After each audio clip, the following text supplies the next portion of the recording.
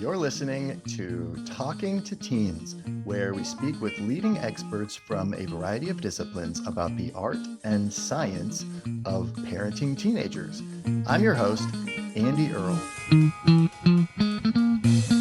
We're talking today about how to push our teenagers toward personal growth. Any places where our children are stuck in life or where they're having repeated problems, there's something about the environment around them or the way that we're showing up as parents that is enabling them to continue in that cycle. We might be failing to really push them toward growth and to facilitate that growth towards the next level of their life. For our children to really grow, the people around them have to change. And that means we might have to look at some of our own behaviors. What could we possibly be doing that might be holding our kids back? Our guest today is Sean Grover. He is a therapist who works with teenagers. He's the author of the book, When Kids Call the Shots, and the new book, Shortcuts to a Happier Life. Sean Grover, welcome back to the Talking to Teens podcast. Thanks so much for coming on the show. Thank you, Andy. We had a great discussion last time you were on the show about your previous book, When Kids Call the Shots, an interesting breakdown of these different patterns that parents and teenagers fall into, of how we let our kids bully us in different ways, looking at why that is, things in your life, in your past that might have set you up to be bullied by your child. Really interesting. Now you've got a new book where you've pulled together a lot of different topics you've been writing about on your blog on Psychology Today. Really excited to dive into that. All right, let's do it. There's so many places to start. The book is called Shortcuts to a Happier Life. And there's a whole section on teenagers, lots of stuff on parenting, relationships. But as we were just mentioning, one thing that I found really interesting in the book had to do with group therapy for teenagers. You talk in the book about how group therapy is the most effective form of therapy for teenagers by a significant amount. That study was a 20-year study, and they found that in terms of how to treat teenagers and all the struggles they're facing, group was the most effective. The stat they use is 73% more effective than other therapies. Yeah, wow. That's right? Effective. Why do you think that is? Adolescence is all about identity. Think about teenagers. They move in groups. If you have a group, you feel secure. The minute a kid gets to high school or college, they're looking for their group. Where are my people? Where do I fit in? They naturally group themselves. On the streets of New York City, I'll see a group of teenagers hanging out and think they just need a therapist. There aren't a lot of therapists running groups for teenagers. And honestly, Andy, that's because they're a pain in the neck. They smell, they stink up your office, they make so much noise. I can't tell you how many times I've been run out of. I had a very nice office after the pandemic. The doorman, very fancy. I got in so much trouble. 10 teenagers coming in at a time. Could you imagine that? Or when I was interviewing for an office and they'd say, what do you do? I said, I run groups. Adults and teenagers. And you can see the blood drain out of their face. And then I say, how many teenagers? My group's usually 10 to 12. And then suddenly it's, thank you for coming by. I don't think this is going to work. Yeah, we'll get back to you. I always say I have to have an office that's just the right amount of shitty. So I'm in a basement right now in Greenwich Village. It's a lovely place. No one minds. The kids are yelling and screaming or running up and down the hallway. I can work here in peace. But I really honestly feel that therapists aren't down for that kind of experience. That doesn't really sound like a walk in the park there. And the question is, what's wrong with me? Some interesting things in the book about aches and pains. You talk about different areas in the body that you might feel a pain in that part of your body, and how you've been starting to map that onto different psychological issues that people might be struggling with. And I thought that was really interesting, and something to note, that if your teenager is constantly complaining about the same kind of thing, or you're noticing they're always feeling a certain type of pain, maybe there's something psychological going on with that. That's right. The thing with teenagers is they have more feelings than words. They can have a whole truckload of feelings, but they don't know how to express them. They don't have the language to express it. So anytime you're containing too many feelings, where is that energy going to go? A lot of it will manifest in psychosomatic symptoms: nail biting, obsessive thinking, rumination, paranoia. Kids start pulling on their hair. And at an extreme level, they may start cutting themselves. So all this energy that's trapped needs a language to be released. Someone comes to therapy and says, I feel hurt, I feel upset, or I feel so angry. I haven't done a thing but listen and reflect back to them. And they leave saying, wow, I feel so much better. Teenagers don't often have that ability. So in a group situation, I had to help them find the words. And so you're almost observing and helping them to recognize what they're feeling when they might not even be able to vocalize that for themselves. That's right. And with running groups, you do a lot of modeling. Often I'll talk about a dilemma. We'll ask, who has a dilemma here? Or they ask for a dilemma from me. So I'll say, oh, a girl came in and her boyfriend wants to have sex and she doesn't feel ready. What do you guys think? How is she feeling? She must be really angry. And then we explore it. And through exploring that situation, they gain more freedom. For example, if I say to a group of kids, how do you feel about blah, blah, blah? You hear that silence? That's what I'm going to get. So when I would do workshops in the schools, I draw a stick figure on the blackboard and I say, this is Derek. It's his first day in a new school. What do you think he's going through? All the hands go up. He's frightened. He's scared. He wants friends because they're talking about someone else. So that's the first step towards beginning to understand their own internal life. They call that an object-oriented question, focusing on something outside of themselves that reflects their inner experience. Most teenagers, you ask how they're feeling, they have no clue. If they're really pressured, they'll lie. The group is a social gym. It's a place to learn language, to identify your feelings. And whenever a teenager comes in and joins a group, actually a girl joined a group on Monday, they think it's the freakiest thing to be in a room of teenagers talking about feelings and talking about very intimate difficulties at home. And suddenly it's normalized. That romantic notion of only I am going through this, only I have these struggles, that keeps kids isolated. And when they're isolated, they're not going to grow and their fears are going to multiply. Well, I love that idea of making it about a fictitious person or a fictitious dilemma that somebody else might be having. And it's like that classic, oh, I'm asking for a friend. For some reason, it's so much easier to talk in terms of somebody else than it is to talk in terms of ourselves. But through doing that, a lot of the things that come out are going to be things that are authentic to the kids you're talking to. Or if I'm desperate with a group, I'll use myself as that cautionary tale. I was invited to a Christmas party at the clinic and I really don't want to go. And they're like, don't go. I said, but I have to go because they're expecting me. You go to school, you don't want to go. I have to go to this thing. And they say, oh, you got to stand up for yourself. They start giving me advice. And also I'm demonstrating to them, which a lot of therapists are very resistant to, my own fears and vulnerabilities. And showing them it's okay to be uncertain. It's okay to be frightened. It's okay to be anxious. We all go through those things. So by modeling that, I often get in arguments with kids in a group. I threw 2 kids out in the spring. I told them, get out, don't come back, slam the door. And I got apology letters for a week. Text to me, please let me come back. We're so sorry. And I held the boundary there. I did let them come back, but I wanted them to sit with those feelings. I wanted them to feel the consequences of their actions by making them sit with uncomfortable feelings, writing them down, communicating with me, realizing the impact of their behavior and the sense of loss that they've created, that they lost something really valuable.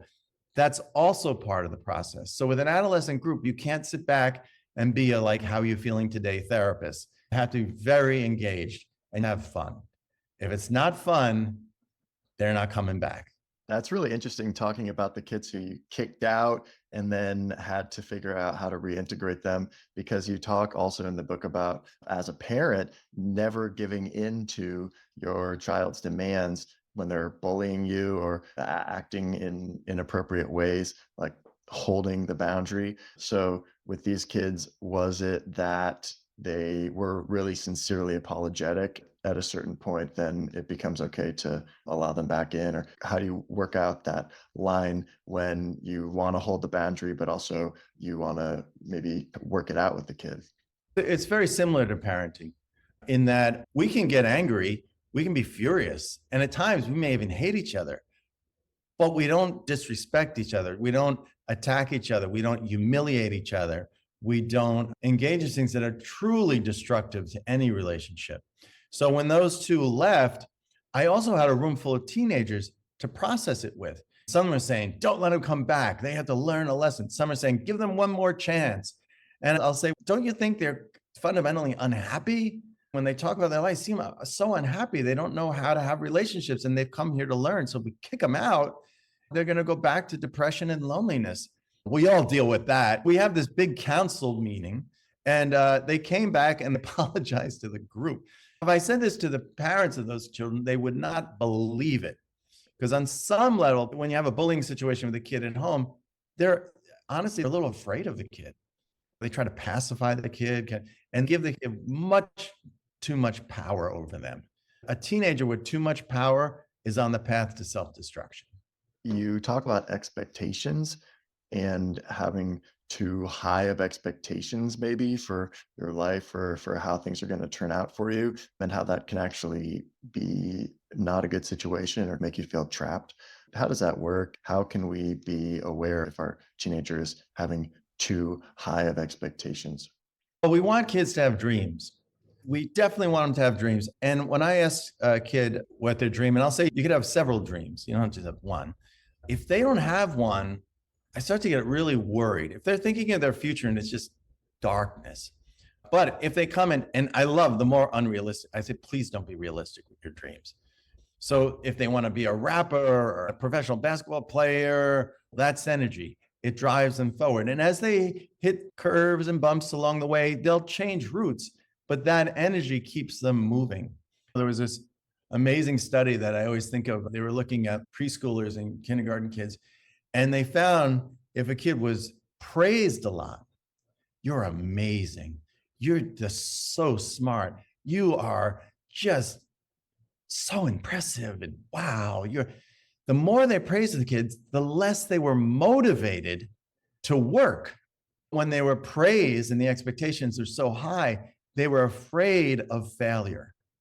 They didn't want to lose that status of the golden child. So they're like, nah, I'm all right. No. So with parenting, it's the same thing. By overpraising, it actually creates pressure on your kids. They feel they had to maintain this. If they're a great musician and you're like, oh, you're going to tour with all these bands, they begin to feel frightened. I'm going to let you down. Maybe I'm not that good. We have to be very careful when we set our intentions and expectations with kids that we're not creating pressure on them. Yeah, it's like we do it out of excitement or trying to give them hopes and dreams, but also we're putting on them this burden of trying to live up to our vision for what they could be doing. That's right. They honestly don't want to live to please you as much. So the more you're like, oh, do this, they feel like they're doing it for you, the less self-motivation they're going to have. You talk in the book also about Hey, Andy, you really do your homework. You actually looked at the book. Sometimes I'll do a podcast and someone will ask me a question. Like, what the hell are they talking about? You're doing your homework. You must have very good parents. I like to be prepared, and there's so much great stuff in here. And I thought this was really interesting section on parent burnout. It's interesting because often when we're experiencing parent burnout, maybe we don't realize it or we're throwing the blame on everybody else. If you find yourself humorless, angry, or critical often, maybe it's not your child, partner, or friends. Perhaps it's you. How can you know when the problem is you? And if so, what can you do about it? Parenting burnout doesn't get enough attention. If you looked at statistics, there was an article in the Wall Street Journal so many years ago, but the title was fantastic. It was, "Here Comes Baby, There Goes the Marriage." People run into not getting enough sleep, Their diet falls apart. Their relationship doesn't have any maintenance anymore. They're fatigued, exhausted, irritable, and they now have something more important than their partner in many ways. Parenting burnout usually wears you down. I can tell you, my first child, I gained 32 pounds. Doctor called me. I was walking down Fifth Avenue, 15th Street, and there's a fire hydrant there that I sat on when I got his call. I call it my nervous breakdown fire hydrant. He says, whatever you're doing, you have to stop immediately. You're in the highest risk category for a stroke. So that was shocking. I had to reinvent myself and work on my diet. My wife and I had a weekly date.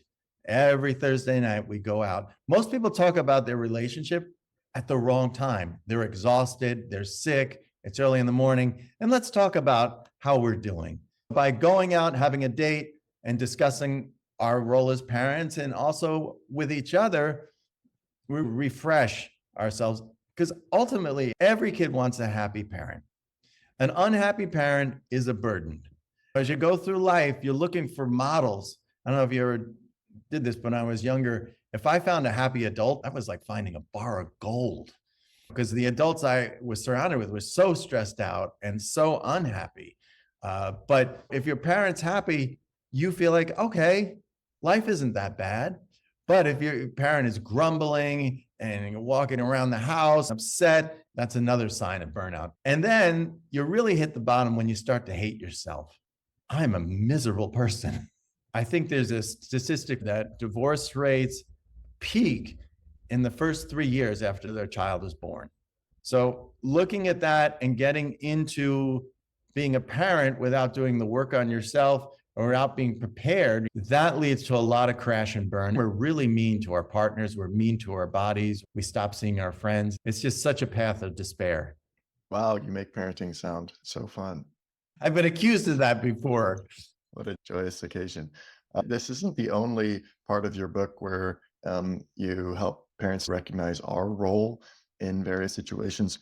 You also talk about angry outbursts. Teenagers have angry outbursts about various things. But one thing that I found really interesting is you write, before you label your kid with anger issues, ask yourself this question: could I be the cause of my kid's angry outbursts? Wow. What are things that parents might be doing that would be causing those angry outbursts? And how do we stop doing that? Okay. A lot of times our child will mirror back to us our own behavior, but we don't recognize it.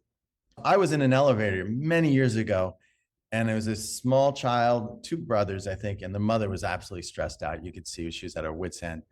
And she slaps the kid and then says, "We don't hit each other in this family." So we give this double message. Parents will say, I'm the adult, I can blah, blah, blah. That's not going to work. When I was starting out, I got fired a lot because I would confront parents all the time. One guy came in complaining about his daughter's weight, and she's wearing bigger clothes and hiding her body. I said, Edward, you're not exactly a gymnast. He was very heavy, but we're so blind to our own behaviors. So we really had to check ourselves. We had to check ourselves and see, am I angry, irritable? Am I shaming my kid? Am I comparing cousin so-and-so got accepted to blah, blah, blah? Are we making them feel bad about themselves? Kids have more feelings than words. So a lot of times when a kid is angry, they have this outburst. But if you really look and analyze, generally they feel hurt. They feel misunderstood. They feel ashamed. And that hurts so much, they just lash out. So the feelings that come out, often as a therapist, we have to translate them. A lot of kids, if one of their parents gets sick, the kid starts to get mean. They're so frightened. And I've seen this a number of times where they bring them to therapy and I don't know what's going on. She's just, everything's a problem. And the feeling is they're so frightened that their parent possibly dying or abandoning him in some way, that if they can fight with them, it makes them feel better. They're going to hang around longer. So with teenagers, what you see is not really what you get. If they can't express something, it's going to come out in their behavior. And then we're going to take a look at that behavior and say, what are they trying to tell me? Being a detective. Yes, that's right. You had to follow those footprints in the snow. And often something happened at school, something happened that they're so embarrassed, they don't want to tell anyone. And that's when you begin to see real shifts in mood and they isolate. That's why when they come to group and share, I'm on the lowest social rung in the social ladder in my school. He was eating lunch in the stairwell, going through the stages of shame when you're new in a school, sitting alone in the lunchroom, not knowing anyone in gym class, not getting picked. My God. So they come to the group and they talk about these experiences and we laugh about them. They feel better. They don't have to contain all that hurt and anger and disappointment. They discover that everyone has it. It's how we manage it that really determines the outcome. Kids aren't successful because they were spared hardships. They're usually successful because they overcame them. Yeah, that's developing resilience. Sean, we are out of time here, sir. Thank you so much for coming on the show and speaking with us about all this. It's great to see you again. These are really great topics. I highly encourage people to check out a copy of your new book, Shortcuts to a Happier Life, Essays on Life, Love, and Parenting. Thank you, Andy. You are one of the most prepared hosts I've ever worked with. I appreciate that. So where should people go to follow updates from you? They can just Google me and follow that path, SeanGrover.com, Psychology Today, workshops or podcasts or radio shows. It's all on my website. We're here with Sean Grover talking about the things we might be doing as parents that might enable our kids to stay in some maladaptive patterns in their lives. And we're not done yet. Here's a look at what's coming up in the second half of the show. Boxing is my favorite thing with a lot of kids. And parents will say, he comes back from a kickboxing class and he's talking, he ate dinner, he finished his homework and he went to bed. That was therapeutic. You're never going to be in a truly intimate, rewarding relationship until you go through a lot of frustration together. A life without conflict, challenge, and growth often is boring. That's when you turn to substances, alcohol, or self-destructive behaviors to counteract this feeling, this unwanted feeling like I have no purpose. Usually people in our lives are a reflection of how we feel about ourselves. So if people in your life are mistreating you or critical of you, there's a big chance you have those thoughts about yourself. We're not looking for change. We're looking to return to our true selves, our true identity that somehow got knocked off course. Want to hear the full interview? Sign up for a subscription today. It's completely affordable and your membership supports the work we do here at Talking to Teens. You can now sign up directly on Apple Podcasts. Thanks for listening, and we'll see you next time.